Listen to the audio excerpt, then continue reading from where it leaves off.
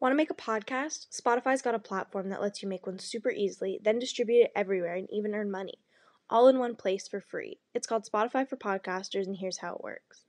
Spotify for Podcasters lets you record and edit podcasts right from your phone or computer, so no matter what your setup is like, you can start creating today. Then you can distribute your podcast to Spotify and everywhere else podcasts are heard. Video podcasts are also available on Spotify. With Spotify for Podcasters, you can even earn money in a variety of ways, including ads and podcast subscriptions. And best of all, it's totally free with no catch. Spotify for Podcasters has made our podcasting process so much easier and even has options like Q&As and polls so we can engage with listeners. I highly recommend you give it a try. Download the Spotify for Podcasters app or go to www.spotify.com/podcasters to get started. Listen to the 48 Hours podcast for shocking murder cases and compelling real-life dramas from one of television's most watched true crime shows. Go behind the scenes of each episode with award-winning CBS News correspondents and producers in Postmortem, a weekly deep dive. Listen to 48 Hours wherever you get your podcasts. Inspired by the life of the savvy and ambitious Colombian businesswoman Griselda Blanco comes a new Netflix original limited series. Griselda tells the story of a devoted mother who, with her lethal blend of charm and relentless savagery, creates one of the most powerful cartels in history. Witness Sofia Vergara's captivating transformation into the godmother of the underworld. Griselda, streaming January 25th, only on Netflix. The following contains descriptions of physical violence, sexual violence, and graphic descriptions of autopsies.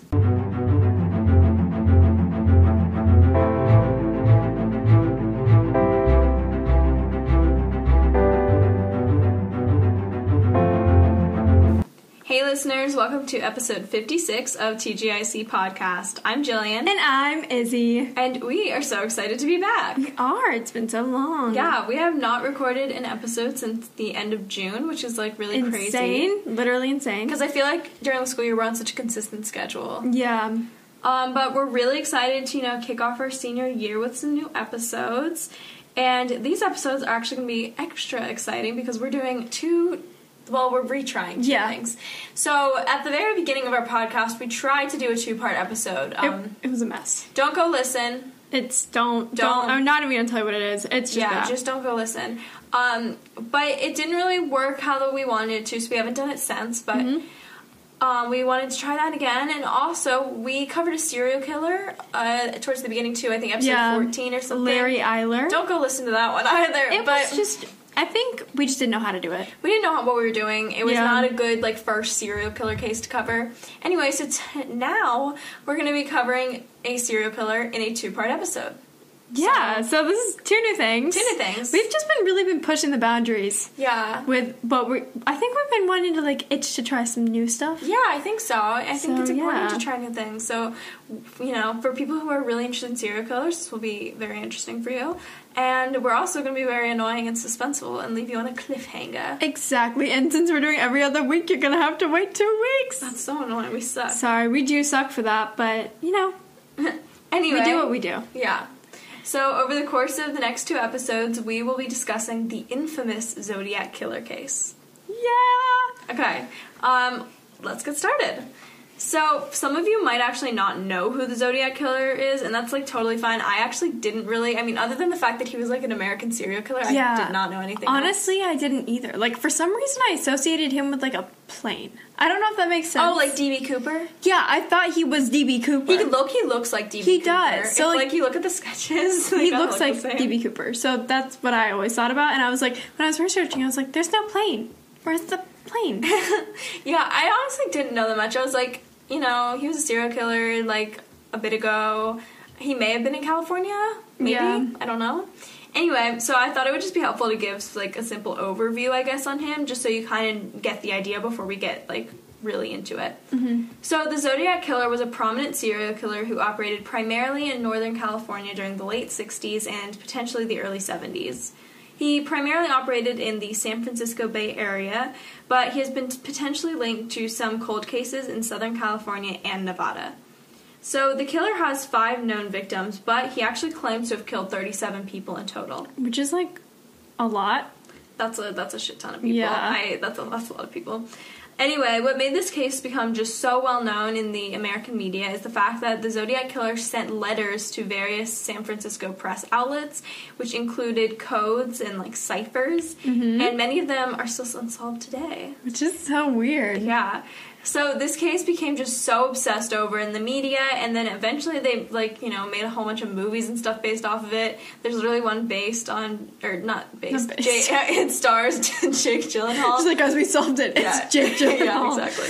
I was really saying to my mom, I was like, oh, I'm going to do some research, and I think I'm going to try to find something to watch on it. And she was like, oh, watch the thing with Jake Gyllenhaal. And I was like, you know, I'm just going to try to stick something a little more fact-based. But now I want to watch that movie. I'm kind of curious. Like, I kind of want to watch it tonight. I also, like, barely ever remember who Jake Gyllenhaal is.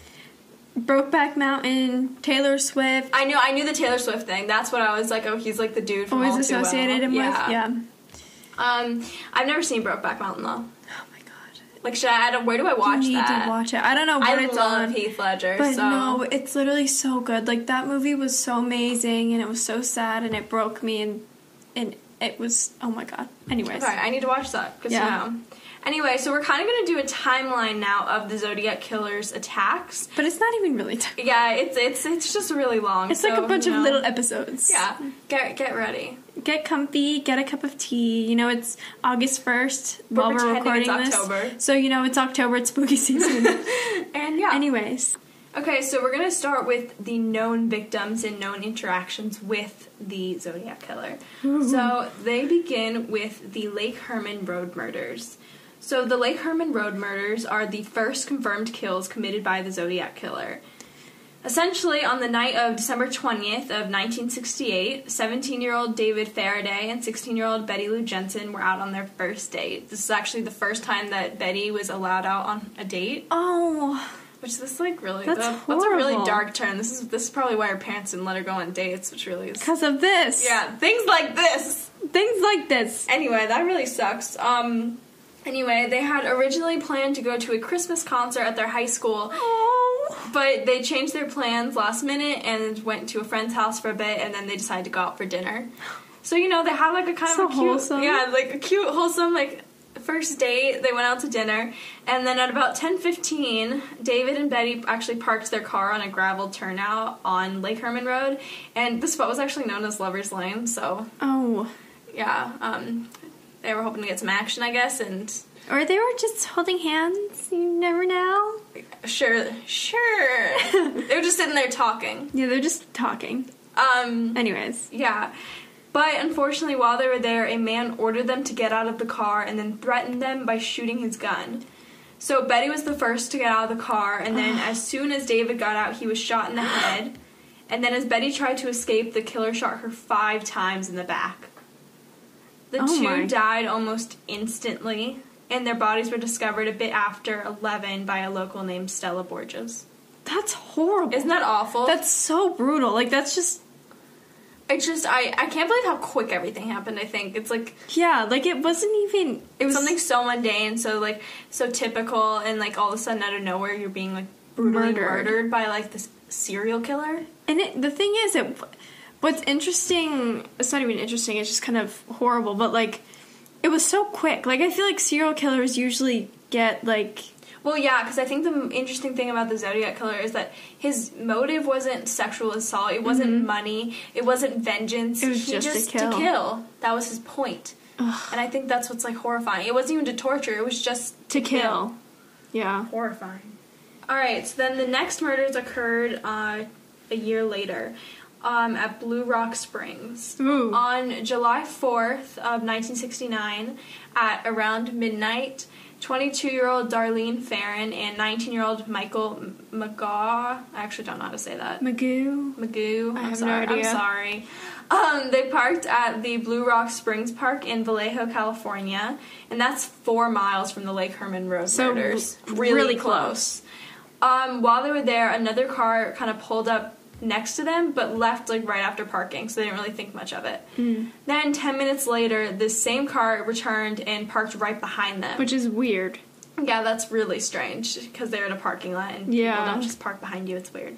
The driver then walked to the side of their car and shot several times after pointing a flashlight at them. When he heard Michael making sounds, like in pain because he was shot? He returned again to the car and shot 2 more times. Darlene was actually shot a total of 9 times, and Michael was shot 4 times. Darlene ended up dying from her injuries, but Michael was actually the first victim who survived. Oh.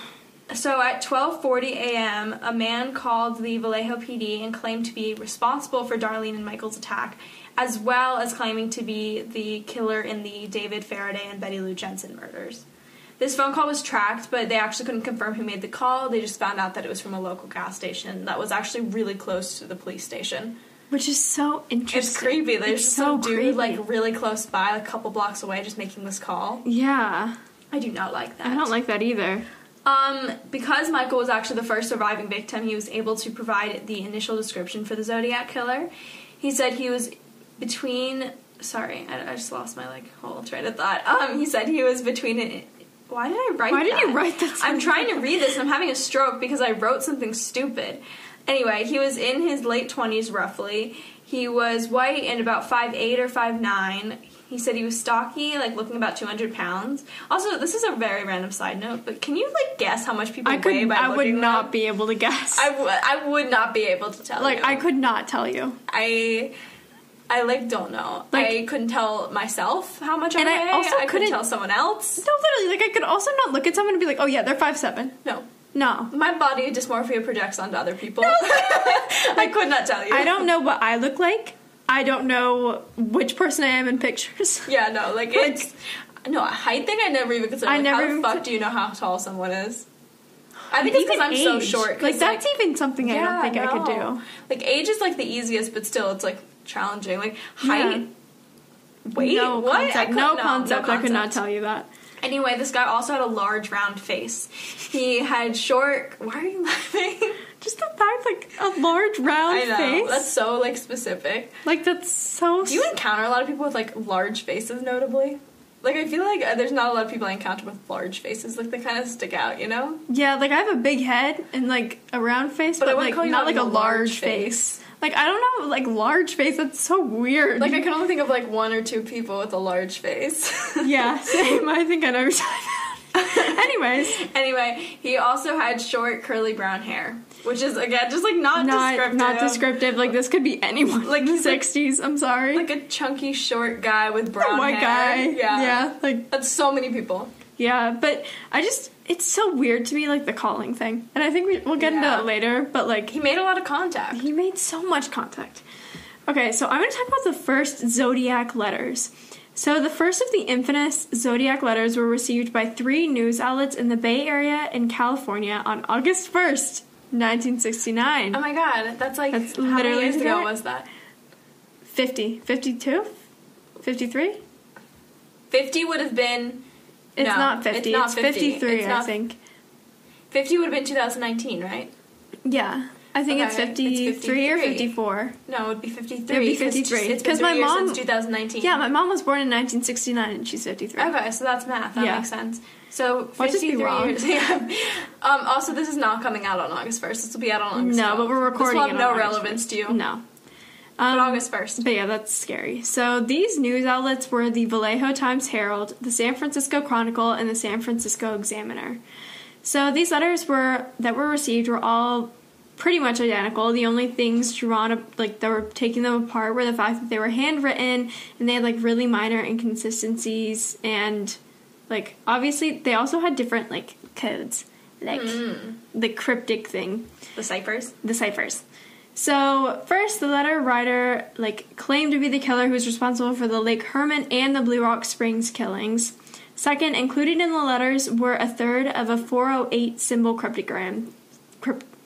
Why do you struggle with that so bad? I don't know. But, so there was, like, a third of each in each letter. Mm-hmm. So, which the letter writer claimed would reveal their identity if they solved it. They were all also signed with a small symbol, which would soon become one of the Zodiac Killer's known trademarks. So it's like a circle with, like, a cross through it. It's not very creative. It's not creative, and it kind of looks like like, when I first saw it, I thought it... Saw it. I just had like a southern accent right there. Sorry, guys. Now, when I first saw it, I thought of...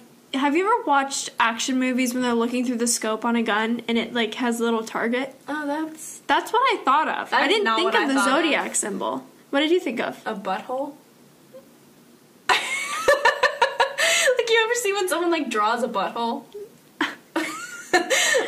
No? No. You know, people... I've never seen someone draw a butthole. No, this has happened to me, like, multiple times. Someone has drawn a butthole, like, on a dry erase board I guess that's how you would draw it. Yeah, that's how you would draw it. That's why I thought of a butthole. Yeah, well, very different things.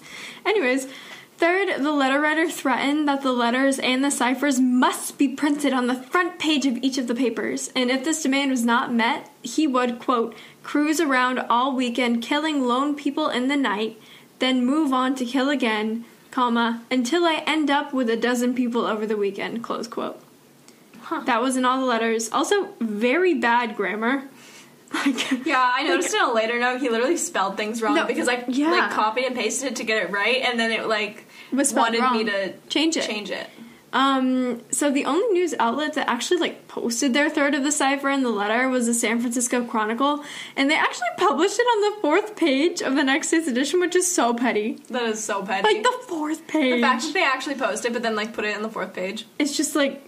It's like, we got this random letter, whatever. Okay. You know what I think is so interesting? I'm going to interject just for a second, because this guy, he, like, his whole thing is about being famous. Yeah, like, he's so obsessed with himself. He wants people to be trying to solve this code. He wants to kill all these people just for fame.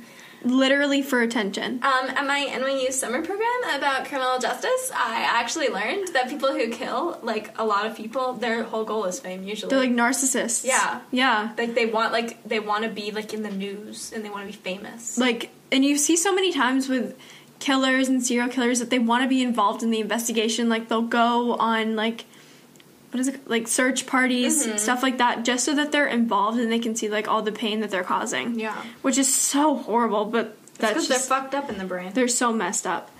So, not surprisingly, an article was actually published along with a cipher, and it had a quote in it from the Vallejo police chief, Jack E. Stiltz. And in this quote, he said that they were not satisfied with the letters, and the accompanying ciphers were, like, they didn't know that they were from the killer. They were like, this could just be some rando. It probably could be some rando. Exactly, and there were a lot of copycat letters later on, so they weren't far off. So he urged the letter writer to write in with information which would confirm them to be the killer, whether that was stuff that only they would know, or evidence, whatever. So eventually all 3 of the ciphers and letters were published, and no murders took place due to their lateness. So it's just interesting, like, thinking about the personality of this killer. So he's writing in all these letters with, like, empty threats. Yeah. That never really happened. And, like, when he does kill, they don't really follow the... Yeah, because I think the whole point is that he kills when he wants to. He has the power in the situation. Yeah. Like, it's just, like, inciting fear. Exactly. Which is just... It's really scary. Like, really scary. Yeah. So I'm going to talk about the 1969 letter. So on August 4th, 1969, yet another letter was received by the San Francisco Examiner, and the letter started with the greeting, quote, "Dear editor, this is the Zodiac speaking." I feel like that was not the appropriate voice for that. You should have been like, Dear editor, this is the Zodiac speaking. Like, you know when people do those voice modifiers? I feel like that's how that would read. Yeah. And I feel like I just thought of something. Now we're going to have to do it because I just said it. But we should, when we're reading, like, the excerpts, we should put, like, a voice filter over it. You know how to do that? I do know how to do it. Okay, we're going to do that. So when that happens, so cool. Don't be shocked. Okay, I didn't know you knew how to do that. Yeah. Okay, so this was the first time that the letter writer had, like, utilized a name for identification instead of the small symbol. And honestly, like, the fact that he gave himself a name...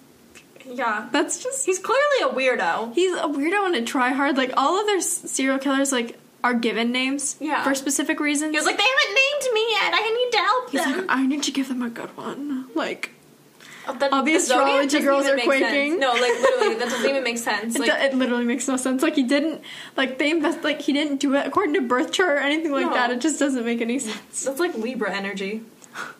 Gemini. Two-faced. Anyways, so this was the first time that the letter writer had, like I said, utilized identification.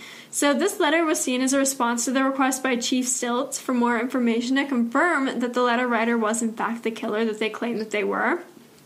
And in the letter, the Zodiac actually provided details about the murders that had not been released to the general public. So they knew that it was him. The Zodiac also included a brief message directed at the police, which claimed that if his cipher was cracked, then, quote, they will have me. Why do you keep doing that, friend? I don't know. So on August 8th, 1969, Betty and Donald Hardin from Salinas, California, they were a couple. They actually cracked the 408 cryptogram, which was published in the separate news sources. So you think over their coffee, instead of, like, doing the morning No, they were doing crossword, this? they're doing, like, the Zodiac cipher? Not the Wordle, they're doing the Zodiac cipher. And I feel like that would be me. No, like, literally. That's what I would be doing. Like, I'm thinking about it, like, my family, every day we text how many, turns it took to get in the Wordle.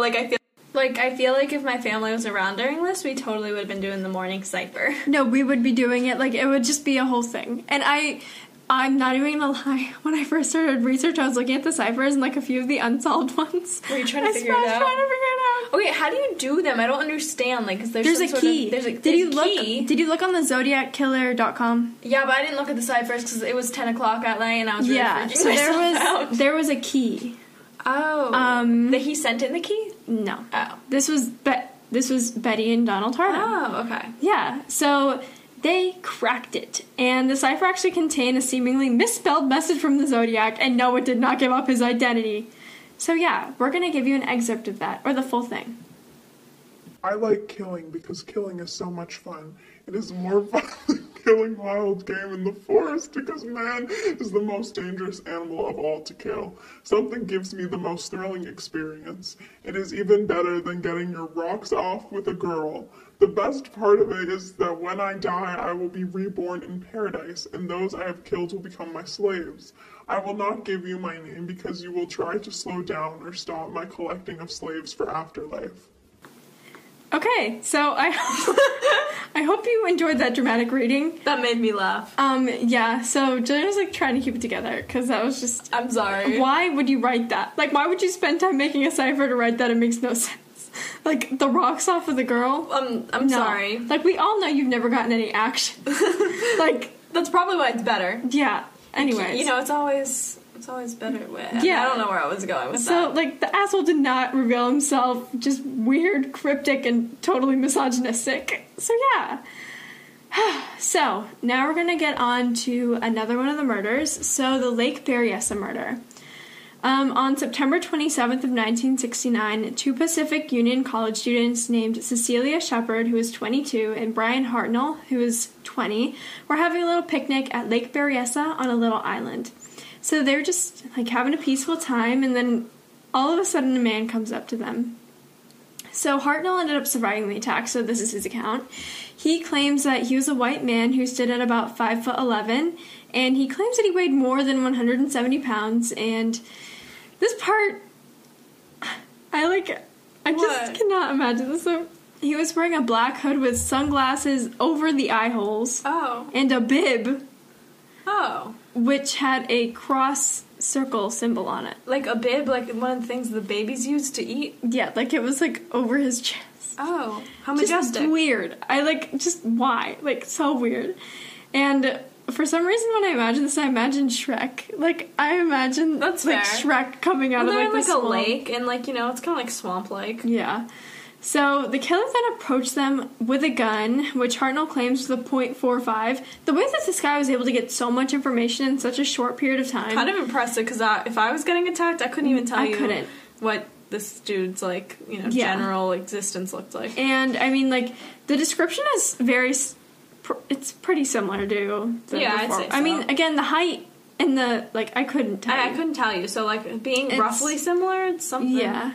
So when he came up to them, he said that he was an escaped convict from a jail in either Colorado or Montana. Oh. And he claimed that he had stolen a car after killing a guard and that he needed money to get to Mexico because the stolen car he had been driving was, in his words, quote, too hot. This is weird. That's way different than the other ones. It's so weird. The other ones, he didn't even talk to them. Yeah. And he was having a full-blown conversation. This is a backstory. Yeah. So the killer had actually cut strips of plastic and pre-cut clothesline, and he put it in his pocket, which he told Shepard, who is the woman, to use to tie up Hartnell before he would subsequently then tie up Shepard. Oh, shit. That's a lot. So he always seems to go after the guy first to make sure they're incapacitated. But then the guy has now survived twice. Exactly. So it's weird. Which makes me think, like, he... like, it was kind of overkill on both of the women. Yeah. He So must it's hate just, women. it's interesting, yeah. So... And it was interesting, again, because he realized that Shepard actually tied up Hartnell pretty loosely in case he could get out, which was smart on her part. But then he noticed, and he tied him up both really tightly. So at first, Hartnell thought that the interaction was going to be some sort of, like, messed up robbery, but quickly he realized that wasn't the case, and... This is because all of a sudden the killer began stabbing both Shepard and Hartnell, and he stabbed Hartnell 6 times and Shepard 10 times. This is very different than previous crimes, because now he's stabbing. Different. Exactly, and also, like, total overkill.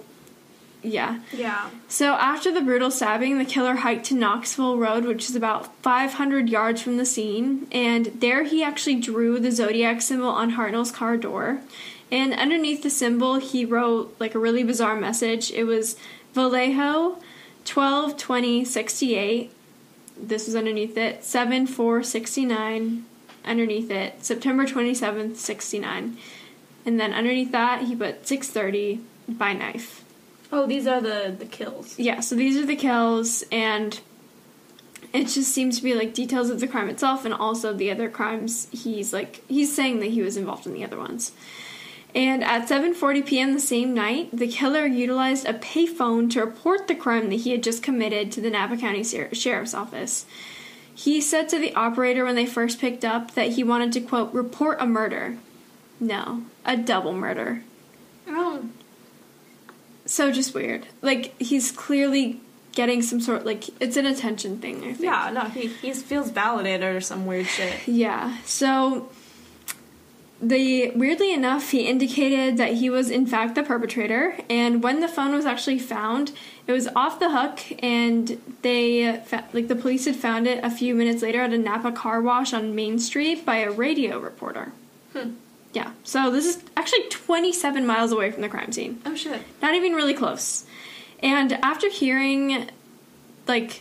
This is bystanders. After hearing the couple scream for help, a man and his son who were nearby in a cove fishing actually found the victims, both Shepard and Hartnell, and they went up to them and called the park rangers for help. Shepard was conscious when the law enforcement officers came and Hartnell was not, and she gave some details to the police officer about the attacker. And Shepard and Hartnell were both taken to the hospital, and Shepard fell into a coma in the ambulance, and she sadly passed away 2 days later. But Hartnell survived and told his side of the events. So just crazy. So much different than the other murders. Yeah, this really sticks out. It really sticks out. I mean, the knife, but also approached them with the gun, the costume too. Yeah, it's just weird. It's just all weird. Like, almost like, when I was telling my dad about this case, he was like, this guy's trying to be like an anti-hero, almost. Yeah. Like, he's trying to be a villain, like, out of a movie. Because he's dressing up, and he's calling in to report his crimes, and he's documenting. It's just weird. It's like the more he tries, he's like, oh, I'm going to try something new this time. It's just, why? Yeah. It's weird. He's freaking psycho. He's got no MO like other serial killers, and that is his MO. Like, he's got no MO. So scary. Which is so scary, because, again, now they're having trouble connecting things to him. So the Presidio Heights murder is the next one we're going to talk about. So on October 11th of 1969, a white man entered a cab, which was driven by a man named Paul Stein, who was 29 at the time of his death. And this was at the intersection of Mason Street and Geary Street in San Francisco. When Stein was driving the cab, he then parked at the destination that the man had wished to be taken to. And it was weird because he actually drove like a block past the specific intersection that was like called in. And once he parked, the unknown man shot Stein in the head with a 9mm handgun, and he then took Stein's wallet and keys, and it can be inferred that he then actually tore a blood-soaked part of Stein's shirt off. So he's not taking things to, like, rob him. He's taking things as, like, a memento, like a trophy. Yeah, like a trophy, and I'll talk about that later because it's important, but it's just so weird. Like, so different. Like, this isn't even a couple. Yeah, this is just a cab driver. This is just a cab driver. And it was just, yeah.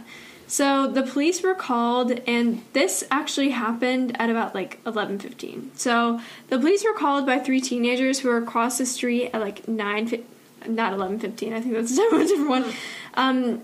They were called by 3 teenagers who were across the street at 9:55 p.m., and they had actually called when the crime was still in progress. So they saw a man get out of the car, and they were still on the phone at this point, and they said that he then wiped down the cab itself, seemingly satisfied, and then walked away from the scene. What the fuck? Just walked away. So... No one pulled out a camera for this shit? It was in the 60s. It would be like a Polaroid. Who cares? Polaroid, Exactly. just shake it until the killer shows up. Someone could have, like, sprung into action. Yeah, there was just no... I mean, they called the police. I'll give them that. Okay. So they said that he was on the phone, they said he was a white male and that he was 20 to 30 years of age with a stocky build, and he only stood about 5'9". He was wearing dark clothes and thick-rimmed glasses. But what's so frustrating, like, this is so fucking irritating, is that the dispatcher then described to the police that the suspect was a black male. Well, that's not gonna help anybody when it's not.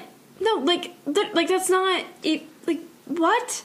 Which is so weird and messed up. And because of this, 2 blocks away from the scene, there were 2 patrol officers named Donald Fouke and Eric Zelms, and they actually saw a white man walking east, and he was never stopped or questioned because of the dispatcher's false description. And once the actual description of the suspect from the teenagers was released, the cops realized that they had seen him.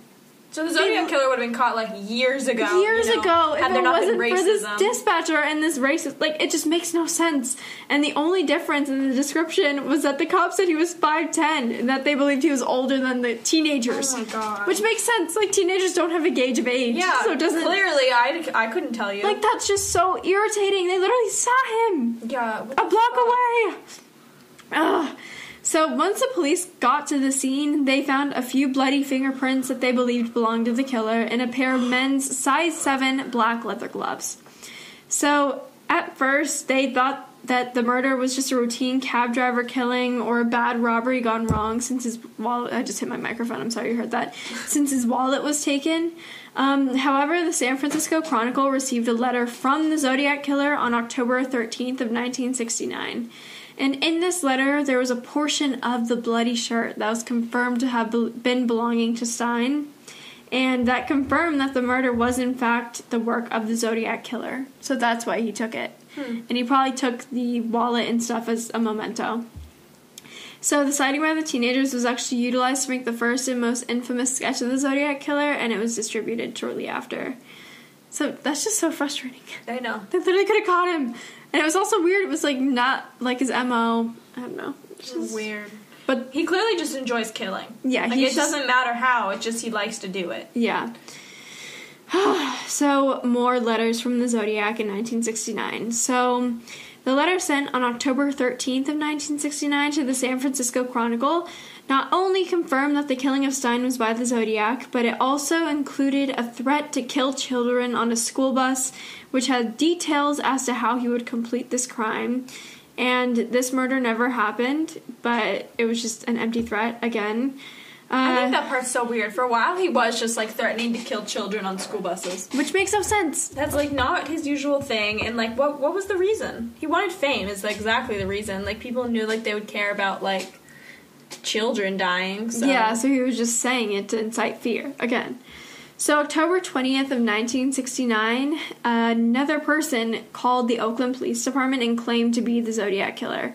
So this is the first of many false reports, obviously. So he demanded to be put in contact with a prominent lawyer at the station because he wanted them to be on AM San Francisco so he could talk to them. And only one of the lawyers who he mentioned his last name was Belly, and he appeared on the show. So someone claiming to be the killer called the show multiple times and then asked, like, when he was asked to reveal his identity, he said, "No, but you could call me Sam."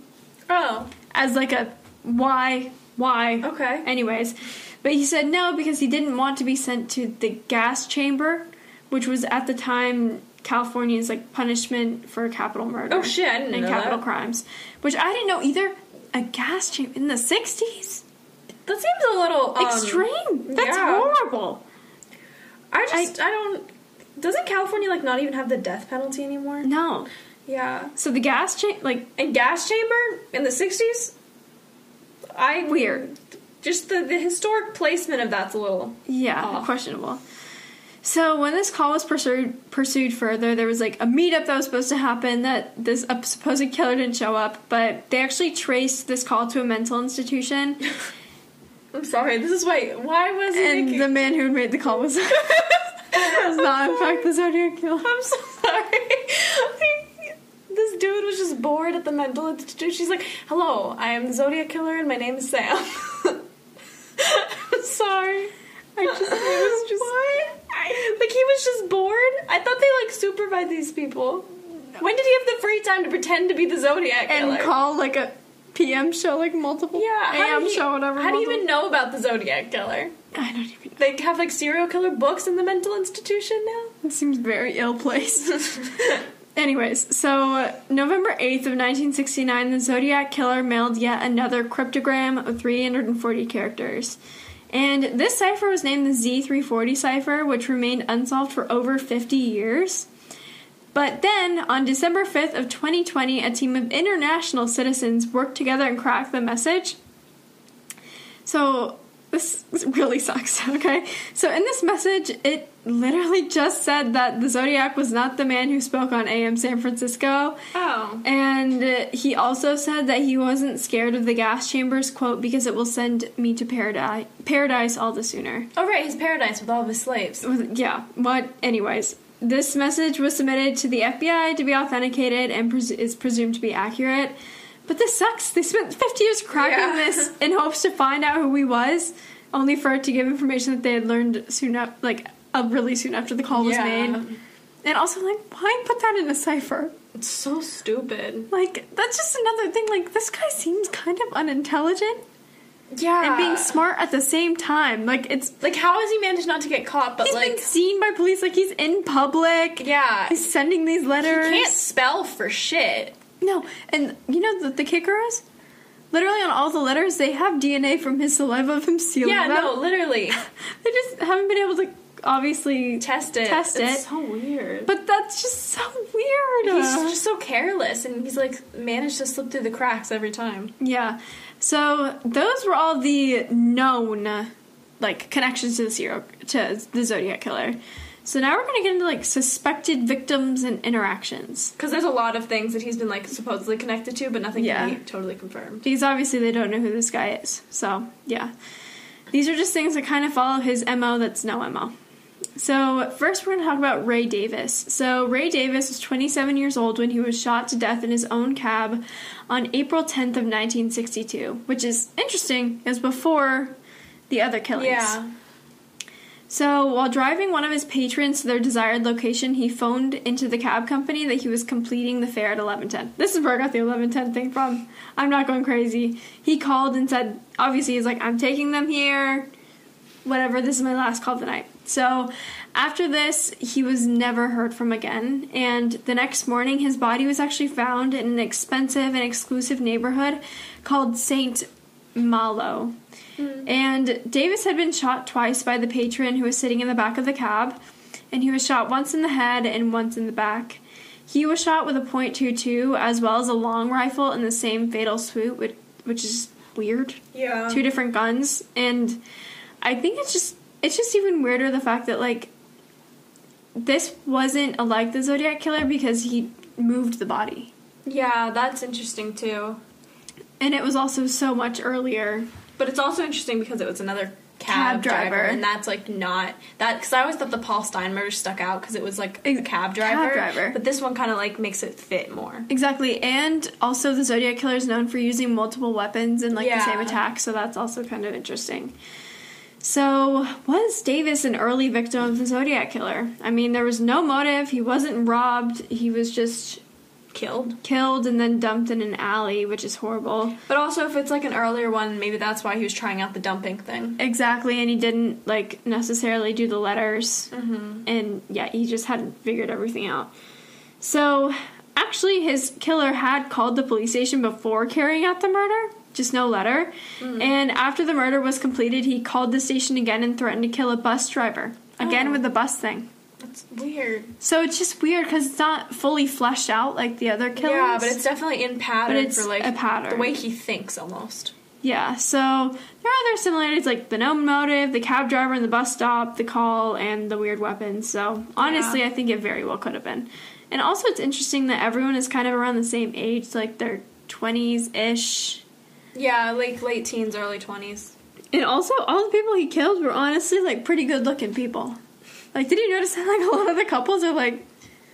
That's so bad, is he?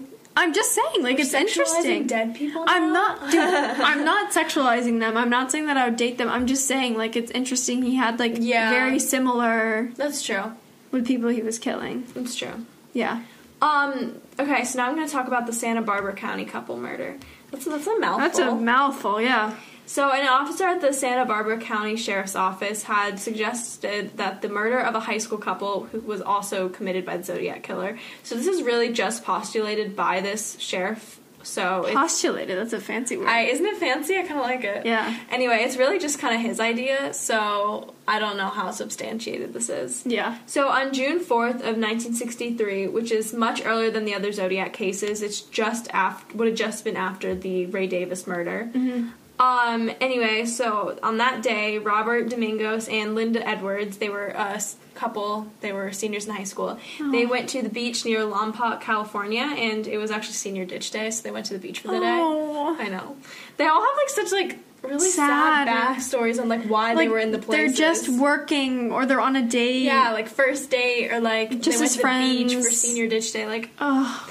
So while they were there, they were actually approached by their killer. He initially bound them, but when they tried to flee, he shot them repeatedly in their backs and chests. He put their bodies in a shack and then tried to burn down the shack, but he couldn't burn down the shack because he was trying to do it with, like, matches. Which is, like, really embarrassing. I'm just gonna say, like, if you're gonna be a serial killer, could you do it right? Like, come on. What are you doing? Anyway, so it's... I don't know if this is the Zodiac Killer. Here is the thing. It's, like, kind of inconsistent with the other cases, like this whole arson thing. Yeah, that's a totally different thing. That's like, but maybe he did it and realized it didn't work. Yeah, exactly. So maybe he was just, because he does do that. He tries to do things. I think that this has the most in common with the Lake Berryessa murder. I agree. So, like, we'll kind of talk about this more with suspects and theories in the next episode, but I almost think that some of these were committed by, like, the same people, but, like, multiple people. I agree. Because we need to talk about that. Yeah, we'll talk about that later, but it's, like, this is really similar to Lake Berryessa with the, like, being tied up and that kind of thing. And it's a couple, a young couple. Yeah. But then there's just some, like, inconsistencies with the other cases. Yeah. The gun was also similar to the other cases, and it was also his one of his target victims, a high school young couple in a very remote location. They were at this remote beach. Yeah. And so I just think it's interesting. What's this Zodiac Killer? We don't know. You never know. Okay, I'm going to talk about Sherry, I think. Sherry Jo Bates. So this, it's basically, they know it's pretty much connected, but they don't have any, like, solid evidence. So, Sherry Jo Bates was 18 years old, and she was a student at Riverside City College in California. And she had actually lived in Riverside, like, County for her whole life. She went to high school there, lived there when she was younger. Yeah. So, she was visiting her college library on the night of October 30th, 1966. Halloween Eve? Yeah, Halloween Eve. And her car had been disabled by her eventual killer, and it was a Volkswagen Bug. And it was only 100 yards from the alley in which she was killed. So, Bates was actually found in the alley on October 31st. She had been beaten, stabbed, and her throat had been slit. And there's no evidence of sexual assault, and unlike the other crimes of the Zodiac, there was no clear... alike to the other crimes, there was no clear motive. And at the scene, they found a men's Timex wristwatch and a military-style heel print in a size 8 to 10 in men's U.S. sizing. This is what I'm saying. Like, he's so, like, not careful. Like, he just fucking left his watch. Like, he just left his watch, left his shoe print. Like, didn't think twice about this. Like, what is the deal? And, like, this crime itself is so, like, inconsistent with the other ones. I know. So it's weird, but yeah. So, the watch was interesting because it was actually traced back to a military base, which makes sense in addition to the shoe print. And the investigators at the scene theorized that the watch had been ripped from the attacker's wrist during the attack, and the time on the watch had actually stopped at 12:24 a.m., which gave possible insight into when the murder had actually taken place. Oh, that's kind of interesting. Yeah. So, They believe that this was the work of the Zodiac Killer for a few reasons. First, multiple letters were mailed into newsrooms which matched the style and handwriting of the Zodiac Killer, and they corroborated the idea that he was involved in the murder. I guess maybe these letters were just not, like, him. I don't even know. Like, they were just... They basically think it's a Zodiac Killer. Yeah. And also, this is so weird and so messed up, but there was a morbid poem scratched into a desk in the college's library, which was attributed to the Zodiac Killer. And we'll give you a reading of that. Sick of unwilling to die. Cut, clean, if red, clean. Blood spurting, dripping, spilling. All over her new dress. Oh well, it was red anyway. Life draining into an uncertain death. She won't die. This time, someone will find her. Just wait till next time. So yeah, that was that. That's creepy as hell. Really creepy. You can see the picture of it online. It's like carved into the desk. Ew. Which is just... That's a lot of words to carve. Exactly. And also just think about being in a library and like studying and looking over and someone's just like carving that into the desk. Interesting. Yeah. Okay, so now I'm going to talk about one of the creepiest interactions in my opinion.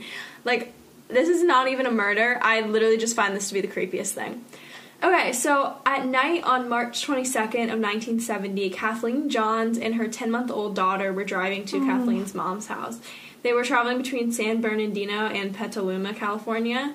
And when they were passing through Modesto, a car behind her began, like, flashing their lights and honking the horn at her. What? And so she was, like, pulled off to the side, because, you know, that's fucking weird. Yeah. And when she pulled over, the other car followed, and the driver then walked over and told her that there was something wrong with the lug nuts on her car. This is a side note that I wrote to myself when I was taking notes last night. I think the Zodiac Killer is a lug nut. Yeah, he's a lug nut. Also, the lug nuts, what? I want to use that as an insult. I don't know what a lug nut is. A lug nut. No, like, Julian. that is such a good insult. I love that. Like, it's like you're stupid, but you're, like, gross at the same time. You're a lug nut. You're a lug nut. Anyway.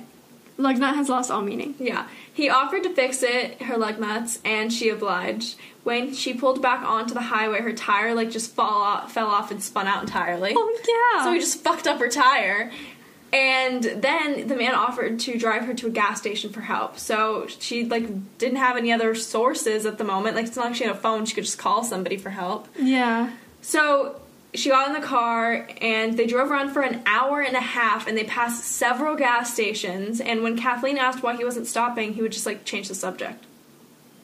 So eventually, Kathleen, the badass, jumped out of the car with her daughter and just, like, hid in a field. Also, did I mention she was pregnant? She was 7 months pregnant, holding her 10-month-old daughter, and, like, jumped out into a field and hid. This poor woman. Oh I my know, God. but, like, good for her. And also, if anybody ever pulls you over and says there's something wrong with your lug nuts, drive away. Yeah, don't drive away. I just, drive away. I would never roll down my window unless, like, a police with, like, ID would show me. Yeah. Like, so the man then came looking for her with a flashlight. Some reports say that he said, like, oh, I won't hurt you, come out. And then others kind of said that he threatened to kill her, so I don't really know what the deal with that is. They're very different. But essentially he did come look for her with a flashlight, but she was able to stay hidden, and eventually he left. After he left, she was actually able to hitch a ride to the police station in Patterson, California, which I imagine has got to be so scary. You've literally been, like, abducted and escaped, and now your only, like, way to get to a police station is to hitchhike again? Yeah. And you have a child? Yeah, exactly. Ugh. Like, you just, like, got screwed over by hitchhiking, and now you have to hitchhike again? Yeah. It's horrifying. Anyway, when she was there, she recognized the sketch of Paul Stine's killer, and she said, that was my abductor. Which I literally find so scary. That's terrifying. Like, literally, I could... She lived the rest of her life, and she was just like, yep, that was the guy. The Zodiac Killer just drove me around for a while. I could have been his victim, but I wasn't. Like, that's so scary. That's literally terrifying. That really scares me. I was doing research on this last night, and I was like, okay, yeah, you researched, like, the creepy I know. ones. I don't... The real creepy. Okay.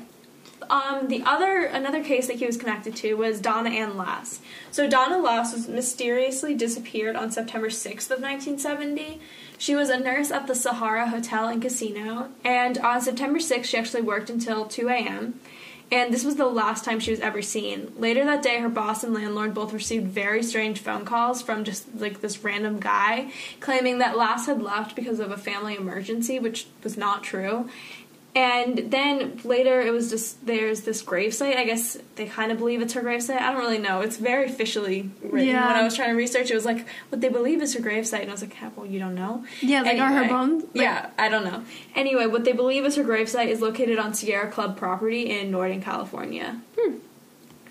So, you may be asking yourselves, what does Donna Lass have to do with the Zodiac? I was just about to ask. Ah, perfect. Now we can avoid the stupid, like, true crime podcast interaction where one person says stuff and the other person goes, what? That's so crazy. I saw a video making fun of it the other day. Did I tell you that? No. I literally saw, like, not on TikTok. This is so embarrassing. I'm on Instagram Reels. And so I was watching it, and this girl was literally making fun of true crime podcasters, the ones when there's, like, one person that, like, does all the, like, research and shares everything, and then the other one just, like, reacts, and it's like, what? You guys know what we're talking about. It's just, like, when there are podcasts... In the comments, there was one podcast consistently tagged. Yeah, and they know who they are. Yeah. Anyways, so just, like, I feel some podcasts are able to do it really well when it's just, like, they'll do episodes together, but then also, like, do solo episodes, and that is Morbid. Yeah, Morbid's the best. They do it so well. I feel like even if we did that, it would be hard for us to not do that. I couldn't do a solo episode. I couldn't either. I wouldn't have the bandwidth. Yeah. But, like, they're able to do it so well, and it's always, like, good commentary. Mm-hmm. But, some podcasts are not able to do that. No. But, yeah, Jillian and I work really hard to make sure that that's not the case. I feel like we try to split it up pretty evenly. Yeah, and when we make comments, we don't talk to each other about our research first. Yeah, we try to avoid doing that so that when we say stuff, it's like, genuine. Yeah. Yeah. Okay, anyway, so what does Donna Lass have to do with the Zodiac? Well, on March 22nd of 1971, Paul Avery, who was a journalist for the Chronicle, he received a Lake Tahoe postcard where the Zodiac claimed to be responsible for Donna's murder.